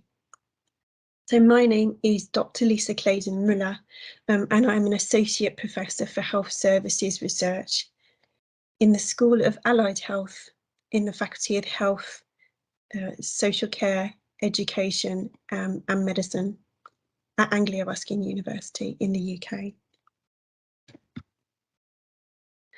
So the story that I will share is a story of many people. So if we have a look to the left of the screen, we can see that there's Western University in Canada. Professor Alison Rushton is a key collaborator on this project. If we go towards the right of the screen in the UK, Anglia Ruskin University, where I work, has a campus in Cambridge, and also Addenbrooke's Hospital in Cambridge in the UK is a key collaborator on this project. In particular, two individuals. So Anuj Punos, who is a physiotherapist who used to lead the orthopaedic team at Addenbrooke's, who has since achieved a fully funded National Institute for Health Research Clinical Doctorate Research Fellowship. So this prehabilitation work is part of that funded fellowship. And consultant surgeon, orthopaedic surgeon, Mr. Vikas Kanduja. So I'd like you to meet the team. So right at the very top, we have Mr. Vikas Kanduja, who's the consultant orthopaedic surgeon at Addenbrooke's. In the middle at the top, we have Mr. Anuj Pinose, whose work forms the basis of prehabilitation and this presentation. And also the top right is Professor Alison Rushton, who is based at Western University in Canada. So all of the individuals in yellow, this is forming the basis of prehabilitation. However, the story will also be extended by other individuals who are working in this field. So in particular, Mr. Sonil Kumar, who is an orthopaedic registrar in Northumbria Hospital Trust, which is in the north of England. Dr. Octavian Andronic, who is a PhD candidate and orthopaedic registrar in Zurich in Switzerland, and Dr. Arman Memazadeh, who's an MD candidate, who's also a consultant orthopaedic surgeon at Addenbrooke's. So we'll hear a part of their story as well. So the current picture in the National Health Service in England. The National Health Service in England is the world's largest employer of skilled professionals. These professionals provide healthcare. The NHS employs 1.3 million staff. So starting to the left of the screen, we can see that there's an increasing trend for surgical procedures being performed in the UK, with an estimated 8 million surgeries per year. So in England, we have an aged population, so aged is particularly people over 65 years, who are at higher risk in terms of surgery. So in terms of age, frailty, and at times obesity as examples of these risk factors. Post-surgery, we know that patients will experience a 20 to 40% reduction in their physical performance and function, along with a decline in their health-related quality of life. So what to do? We need to make decisions about particularly high-risk patients, about their eligibility and access to surgery. And all of this is occurring against a backdrop of the COVID-19 pandemic. So during the COVID-19 pandemic, hospital beds in the hospitals in England were occupied by COVID-19 patients. As a consequence, people who were waiting for orthopaedic surgery had their operations cancelled or postponed. It's estimated that 1 in 9 people in England are on a waiting list waiting for surgery. On top of that, we also have lots of patients who would have normally presented to orthopaedics, but have stayed away from hospital due to the virus, the so-called missing patients. So that's from the patient side. From the staff side, I already said that the NHS is the world's largest employer of skilled staff. There are over 93,000 staff vacancies in the NHS. So alongside workforce planning, there also needs to be efficient ways for staff to work in the rehabilitation and management of patients. So prehabilitation, what is it? Put quite simply, it's getting patients ready for surgery. There are many analogies that you could use with this. Ones that have been used is, for example, like if you get ready to run a marathon, you need to prepare for it. Others, if you look at the animal world, birds who migrate for home for winter obviously have to prepare for the journey, which is a long one. Surgery is a major stressor to the body, and as we talked about on the previous slide, even for people without complications, a reduction in physical function is expected. So we have enhanced surgical and post-surgical recovery protocols. But what can we do for the patients before the operation is to prepare them. So what does prehabilitation look like? We registered a systematic review protocol with an international register called Prospero. We looked at studies that were randomized control trial studies, which were comparing prehabilitation for people waiting for orthopedic surgery to usual care. What we found was, although the protocols were varying, there were some common elements, which is strength training, which is depicted on the top left of the screen, balance training, which is depicted by the picture in the middle, the lady holding onto the back of the chair balancing, and also proprioceptive training, which is depicted by the picture of the person on the squashy medicine ball. Proprioception is the ability to know where your limbs are in space without looking at them. So a really good analogy is a bit like a footballer. If the footballer had to look where his feet in the ball were at all time, that would obviously reduce his skill. So key components of the prehabilitation programme are strength, balancing and proprioception. On average, patients perform these for at least 6 weeks, twice a week, and they were supervised either in groups or on their own.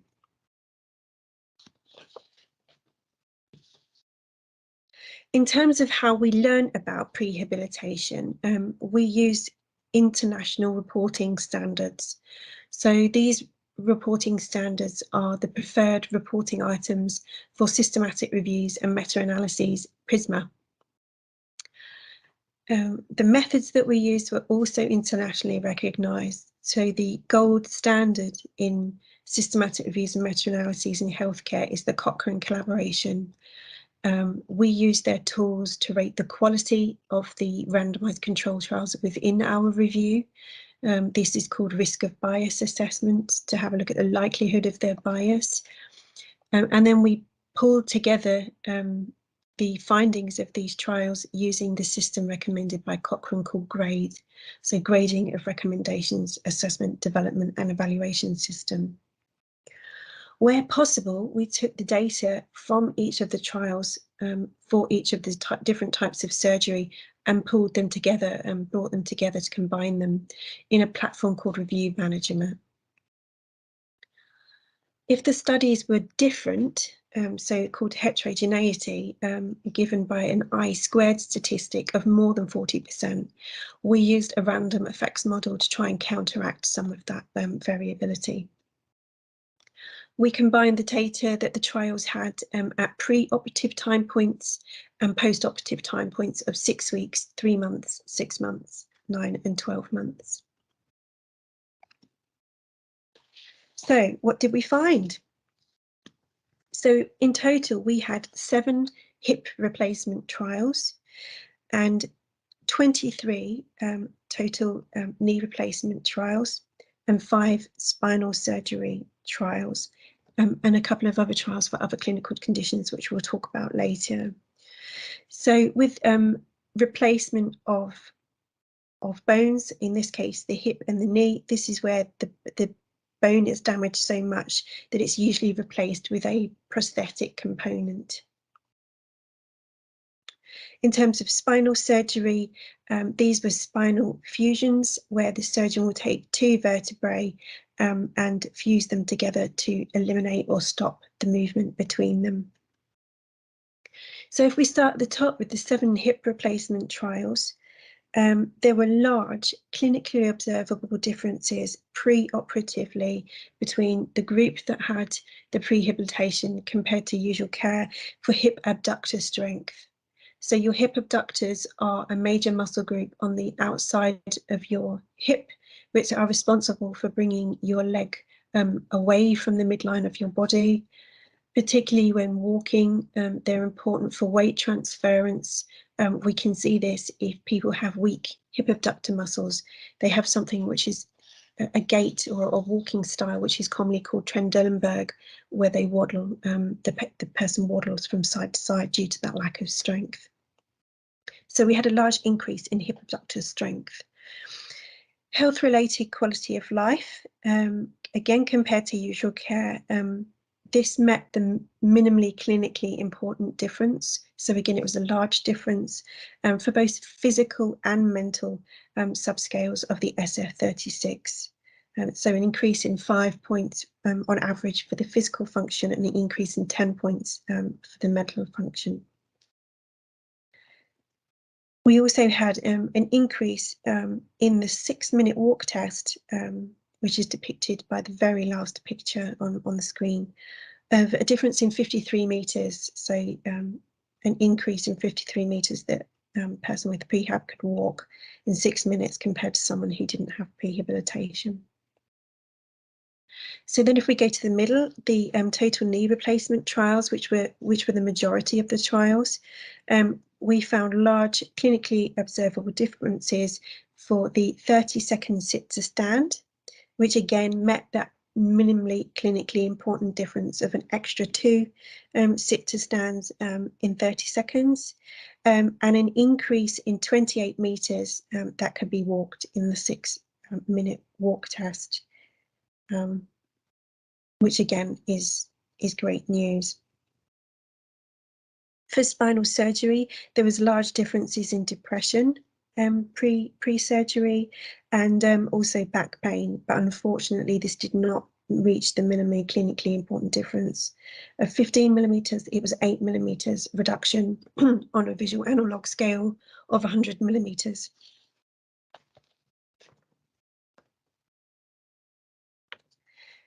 So if we talk a little bit about the what this means for the person, in particular, this physical function in terms of the 30-second sit stand and the 6-minute walk test, the more that you can perform, so in this case on average an extra 2 sit stands in 30 seconds or an extra over 50 or 28 meters for total hip and total knee respectively, this will decrease the likelihood of a person falling, which is reported in the literature.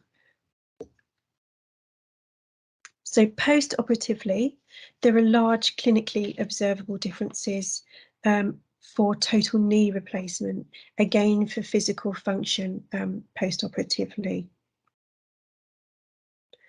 For spinal surgery, there was large differences in self-reported function.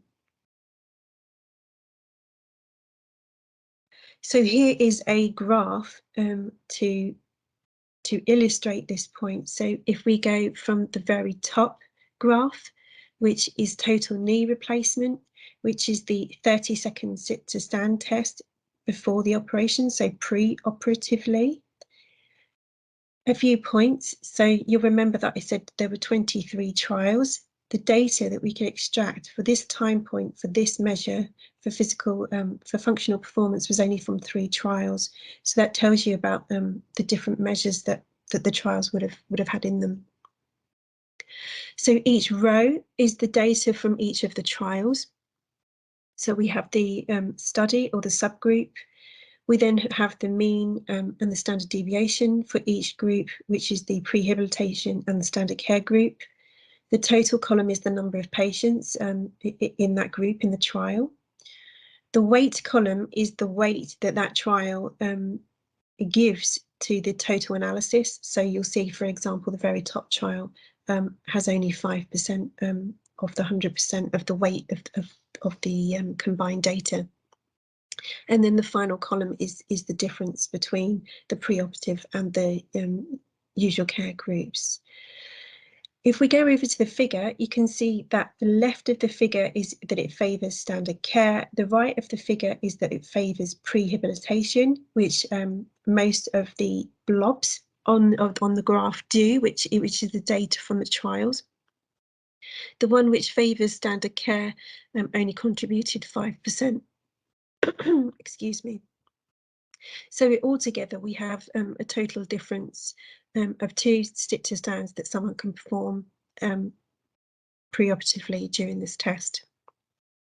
We know in terms of I-squared, if we go below the graph, the heterogeneity, the I-squared, there was no heterogeneity, and the P statistic is less than 0.05, so it's significant. So that was preoperatively for total knee replacement. Post-operatively for total knee replacement, the 30-second sit to stand test, 3 months post-operatively, just to show, again, similar, the same studies, the same 3 studies at 3 months post-operatively, having a similar picture as it was preoperatively, so maintaining that increase in physical function post-operatively. So what are the key messages that we'd like you to take from this systematic review of meta-analysis? Is that pre-operatively, so even before the operation, there is good quality evidence that prehabilitation can make an important difference for people who are waiting for orthopedic surgery, for either a total hip replacement or a total knee replacement. So this is important given the number of people who are currently on a waiting list or have had their surgery cancelled or postponed. There is good quality evidence that prehabilitation makes an important difference for people after a total knee replacement. However, we are uncertain about other outcomes and conditions. So if we have a look at the pictures on the left-hand side of the screen, the very top picture are sprinkles that you can put on ice creams and cakes called hundreds and thousands. There are lots of different colours. So we didn't have hundreds and thousands of outcome measures that the trials used, but the trials did use lots of different outcome measures, which made combining that data very, very difficult. In terms of heterogeneity, so in terms of variability, possible effects of the studies included no effect and a very large effect. So some studies would show that there was a difference and some studies show that there wasn't a difference. In terms of quality or risk of bias, so they were low quality or high risk of bias, particularly for pain. So I haven't reported for pain outcomes. There were some very large effects for pain, but the data were very low quality. There were single trials that were published for anterior cruciate ligament reconstruction. So the anterior cruciate ligament, which is depicted in the third picture, is a ligament in your knee, which helps with resisting anterior displacement of the tibia and the femur. And there's only one trial that was reported for ACL reconstruction. Femoroacetabular impingement, there was only one trial.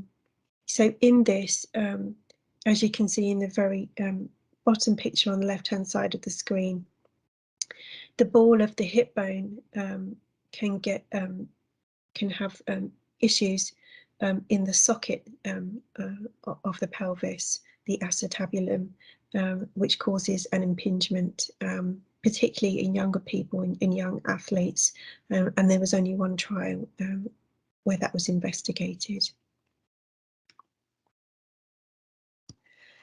So what we're going to do about addressing these uncertainties and challenges, different members of the team are taking up the baton and trying to address these uncertainties.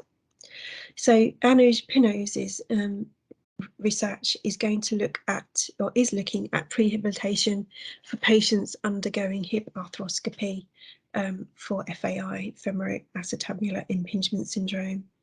It's a feasibility study to see if a study is feasible in the NHS setting, and to determine the number of patients, the sample size that we would need for a full randomised control trial in the future.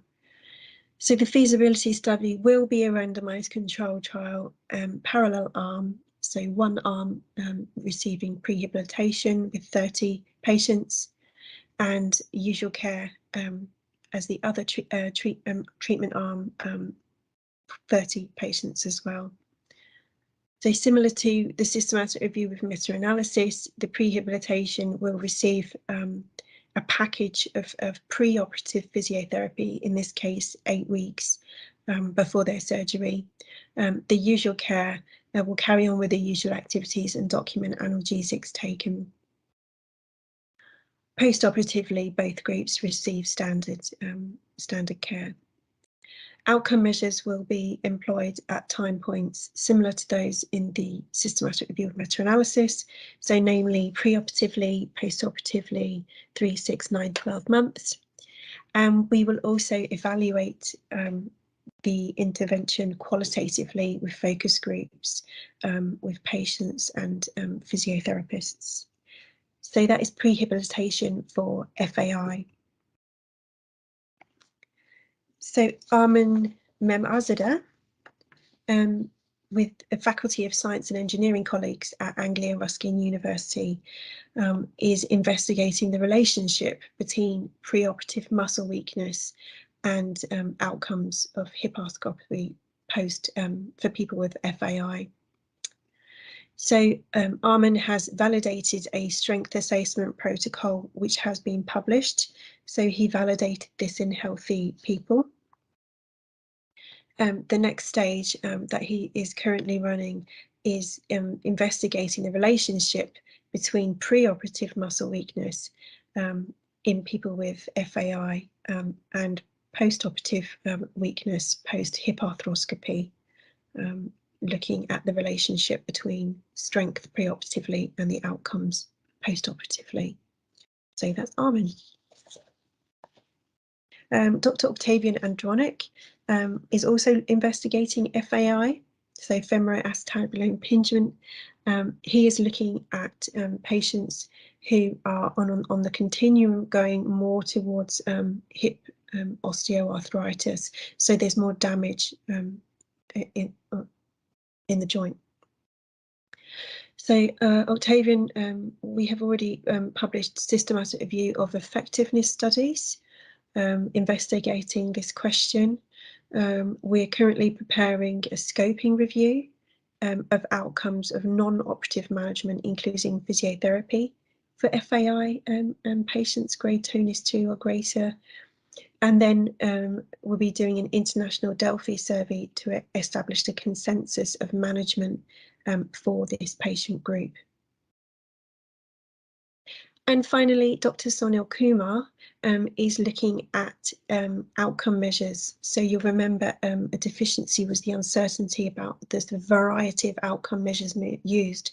So we couldn't combine data in that systematic review with meta-analysis for a lot of the trials.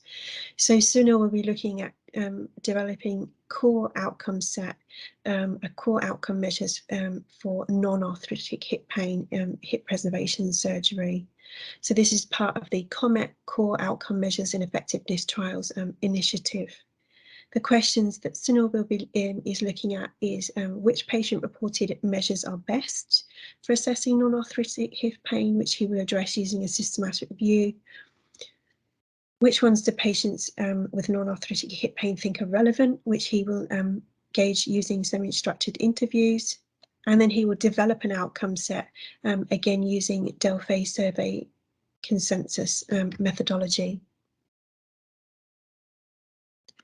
So bringing us back to the title of the talk, Lessons Learned and Challenges.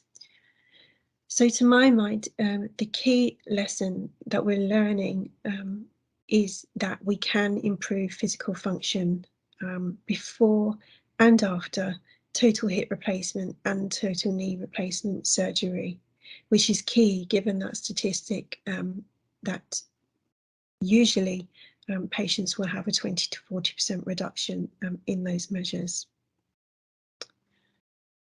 Something also that I've learned, or I mean, I knew anyway, but it's definitely been reinforced, is the Maori proverb, what's important? It's the people, it's the people, it's the people. That's what I've learned from COVID-19. So not only, so we're doing this for the management of people who are waiting for surgeries, but also individually, you know, it's the team that you work with, it's the people that you work with that are really, really important. The challenges that we've had are obviously the cancelled and postponed operations. So there will be people that have got decreased physical function that, you know, that we can work for. Obviously around the world, with people having COVID or subsequently having COVID now, there are staff shortages. And again, with the prehabilitation programme, we're thinking about more efficient ways that we can work. So this includes not only face-to-face delivery of physiotherapy, but also following up with apps. So the PhysiTrack app, it's easy for me to say, and and tele-rehabilitation. And lastly, it's really the quality of the evidence of the trials within systematic review with meta-analysis upon which to base recommendations. We found a lot more outcomes with large effects, large clinically observable differences, but the quality of the evidence was just too low. So I would like to thank you very much for listening about the possibilities of prehabilitation for people waiting for orthopaedic surgeries. And I really hope, and I'm sure you will, enjoy the rest of the conference. Thank you very much.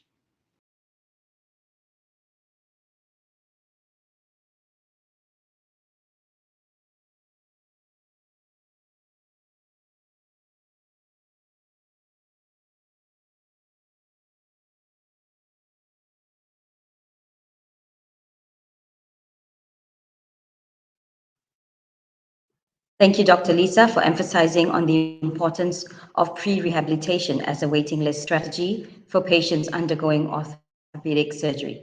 I would like to invite Associate Professor Dr. Veronica Chua to present a certificate of appreciation.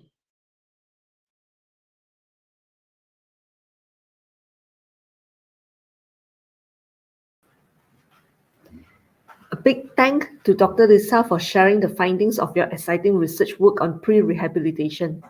Obviously, there's a good quality evidence that pre-rehabilitation is beneficial, and hopefully some of MAHSA physiotherapy researchers can undertake some follow-up research on this here. We also appreciate the long-standing collaboration we have with RIU UK that has brought the much sought-after dual award bachelors in physiotherapy program with award from Anglia Ruskin University UK and MAHSA University Malaysia to students at MAHSA University. Please accept this e-certificate as a token of appreciation from the organizing committee of MiCHEST 2022 MAHSA University.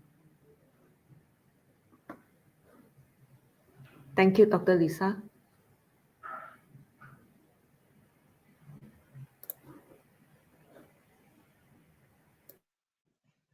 Thank you, Dr. Veronica.